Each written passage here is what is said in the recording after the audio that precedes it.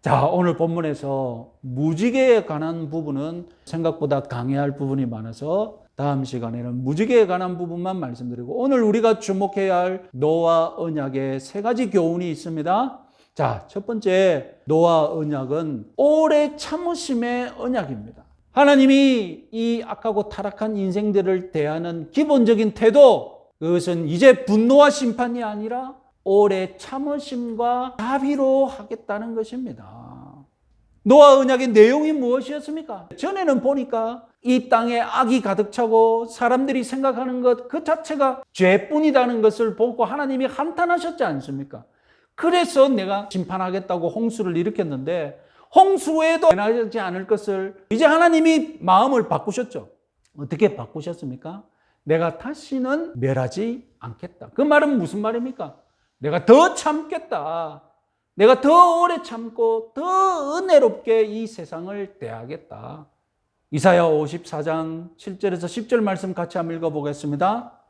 내가 잠시 너를 버렸으나 큰 긍휼로 너를 모을 것이요 내가 넘치는 진노로 내 얼굴을 내게서 잠시 가렸으나 영원한 자비로 너를 긍휼히 여기리라. 이는 내게 노아의 홍수와 같도다.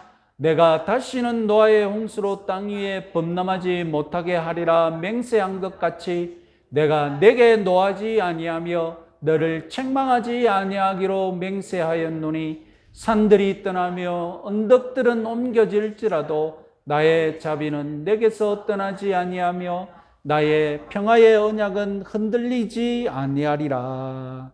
자, 이 말씀은 이사야가 이스라엘의 미래를 예언할 때에 이스라엘이 멸망하고 바벨론으로 끌려갈 사건을 예언하고 있는 것입니다. 자, 이스라엘이 멸망당하고 바벨론으로 포로로 끌려간 사건, 여기에 말하면 뭐하고 비교됩니까? 내가 잠시 너를 버렸다. 내가 넘치는 얼굴로 내 얼굴을 내게 잠시 가렸다.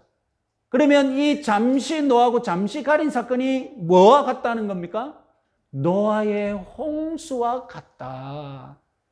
노아의 홍수 같은데 더 중요한 건 뭐라고요? 노아의 홍수가 중요한 것이 아니라 홍수 이후에 하나님이 어떻게 하신 것이 더 중요하다고요? 이제 다시는 노아의 홍수로 땅 위에 범람하지 못하게 하리라 맹세한 것 같이 이제 내가 내 백성 이스라엘 백성들에게 그렇게 하겠다. 그래서 산들이 떠나며 언덕들은 옮겨질지라도 이것은 노아의 홍수와 같죠. 그러나 나의 평화의 언약은 흔들리지 아니하리라. 다시는 땅을 멸하지 않겠다고 맹세하셨던 하나님께서 이제 하나님의 백성들을 노아의 언약처럼 지켜보아시겠다는 것입니다. 노아의 언약은 오늘날에도 유효합니다. 오늘 죄 많은 우리들이 이렇게 살 수 있는 것, 이 세상이 죄악이 넘침에도 불구하고 이 세상이 유지되고 있는 것, 그것은 무엇의 혜택을 보는 것입니까? 하나님이 인내하고 참겠다 약속하셨던 노아의 언약이 지금까지도 우리가 혜택을 누리고 있는 겁니다. 이사야 54장 9절에서 10절 다시 한번 읽어봅시다. 이는 내게 노아의 홍수와 같도다.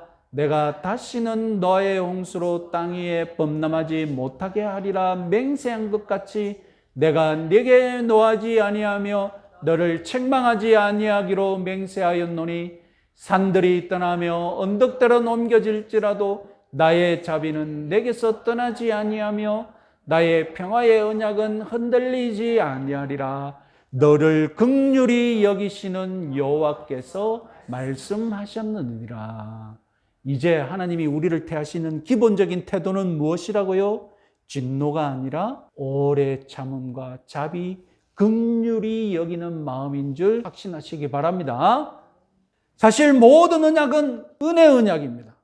그래서 은혜의 바탕이 되는 오래 참으심과 자비, 하나님의 모든 언약 안에 내포될 수밖에 없습니다. 좀 전에 말씀드렸지 않습니까? 언약의 출발이 어디서부터 시작된다고요? 하나님이 사람 수준으로 내려오는 것에서부터 시작된다고 했지 않습니까? 하나님께는 맹세가 필요 없습니다. 그래서 하나님의 언약은 사람 수준, 사람을 안심시키고 사람을 믿게 하기 위해 하나님이 맹세라는 족쇄를 차는 것입니다. 이 모든 것이 다 오래 참으심과 자비의 언약, 은혜의 언약인 줄 확신하시기 바랍니다. 자, 두 번째 교훈은 노아 언약의 상대방은 특별하다는 것입니다. 앞서 우리는 노아 언약의 주체 내용 살펴보았는데 상대방을 조금 더 주목해야 하겠습니다. 노아 언약이라고 부르니 이 언약의 상대방은 누굽니까? 노아겠죠. 그런데 오늘 본문 말씀을 보면 노아 혼자가 아닙니다. 그러면 노아 가족이겠지. 언약의 상대방은 주로 그 사람과 후손들까지 다 포함되니까. 그런데 노아 언약의 상대방은 사람만 있는 것이 아니라는 것입니다. 특별하게도 자연 만물까지 포함되어 있습니다. 이것이 노아 언약의 특징 중에 특징입니다. 성경의 언약들 대부분은 믿음의 영웅 한 사람과 그 후손들과 체결하는 언약입니다. 그래서 아까 말씀드렸듯이 언약의 이름들 다 누굽니까? 노아, 아브라함, 모세, 다윗. 그런데 노아 언약의 상대방은 사람만 아니라 방주에 탄 동물들까지 포함되어 있다는 것입니다. 10절을 한번 읽어볼까요? 너희와 함께한 모든 생물 곧 너희와 함께한 새와 가축과 땅의 모든 생물에게 세우리니 방주에서 나온 모든 것 땅의 모든 짐승에게니라. 자, 정식 버전에 하나님께서 방주에 탄 모든 생물들과 언약을 체결하시겠다고 했는데 예비 버전도 한번 읽어볼까요? 8장의 예비 버전 같이 한번 읽어보겠습니다. 내가 전에 행한 것 같이 모든 생물을 다시 멸하지 아니하리니 땅에 있을 동안에는 심음과 거둠과 추위와 더위와 여름과 겨울과 낮과 밤이 쉬지 하지 아니하리라. 노아 언약에는 이처럼 사람만 혜택을 누릴 것이 아니라 생물과 모든 자연 만물이 다 포함되어 있다는 것입니다. 방주에서 살아남은 모든 생물들이 사람과 함께 언약의 대상이 되었음을 여러분 유념하시기 바랍니다. 그래서 노아 언약은 1차적으로 동물들이 혜택을 받고 예비 버전에 의하면 2차적으로는 계절의 순환까지 자연 만물까지 자연 만물의 이 시스템까지 맹세의 대상으로 포함되어 있습니다. 그래서 노아 언약을 뭐라고 또 부르느냐?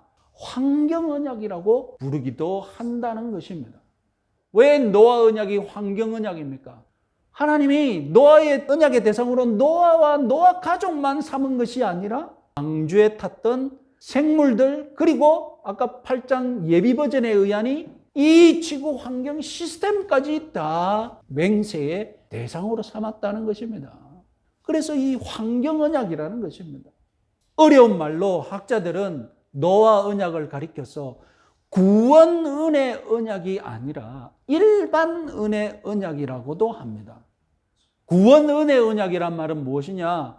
오늘날 저와 여러분들이 누리고 있는 특별한 소수에게, 구별된 소수에게 구원을 약속하는 언약이 아니라는 겁니다. 노아 언약은. 13절 한번 읽어보겠습니다. 내가 내 무지개를 구름 속에 두었나니 이것이 나와 세상 사이의 언약의 증거니라. 자, 노아와 맺는 언약을 하나님이 뭐라고 다른 말로 표현합니까? 나와 세상 사이의 언약이라고 말하지 않습니까? 이것은 오늘날 언어로 쉽게 표현하자면 하나님과 지구 사이에 맺은 언약이라는 것입니다. 그럴 만한 것이 노아 이야기는 세상 만물이 타락하여서 창세기 1장처럼 하나님이 시간을 거꾸로 물로 심판한 이야기이지 않습니까? 태초에 하나님께서 창조하신 세상은 오염되어 버렸습니다. 그리고 하나님이 한탄하셨지 않습니까? 그런데 홍수 외에도 사람뿐만 아니라 여전히 피조세계가 다 오염되어 있습니다. 이런 세상을 바라보시면서 하나님이 결심한 것이 무엇입니까? 내가 이 오염된 세상일지라도 보존하고 내가 더 참고 더 인내하고 이 세상을 지키기로 하나님이 결심하셨지 않습니까? 그래서 세상은 타락하고 세상은 여전히 오염되어 있지만 하나님이 이 세상을 보고 더 마음을 굳게 다짐한 이야기가 노아 홍수 이야기라는 말입니다. 그래서 하나님은 무엇을 맹세하셨습니까? 자연의 규칙적인 순환을 내가 인간들 때문에 이 지구를 원래 만드신 그 체계를 지키기로 결심하셨지 않습니까? 아까 하나님의 맹세를 보셨다시피 오늘까지도 하나님은 그 맹세를 지키고 있습니다. 노아 언약을 통해 이 지구와 맺은 언약을 맹세를 잘 지키고 계십니다. 그러니 오늘 저와 여러분들은 노아 언약의 혜택, 환경 언약의 혜택을 오늘 저와 여러분들이 마음껏 누리고 있는 겁니다. 오늘 저와 여러분들이 이 지구상에서 살아갈 수 있는 것 다름 아니라 노아 언약 때문입니다. 환경 언약 때문입니다. 오늘날에도 노아 언약은 우리를 보존하는 언약인 줄 믿으시기 바랍니다. 여러분 노아 언약 때문에 살고 있는 줄 몰랐죠? 오늘이야 우리가 깨닫죠. 오늘 우리가 아침에 해가 뜰 줄, 여름이면 따뜻할 줄, 겨울이면 추울 줄 우리가 다 예상하고 노아 언약 때문입니다. 그런데 여러분 우리 인생들은 이 노아 언약, 이 환경 언약을 열심히 깨부수고 있잖아요. 하나님은 노아 언약을 열심히 지키려고 하는데 우리는 이 언약을 그냥 막 깨부수고 있잖아요.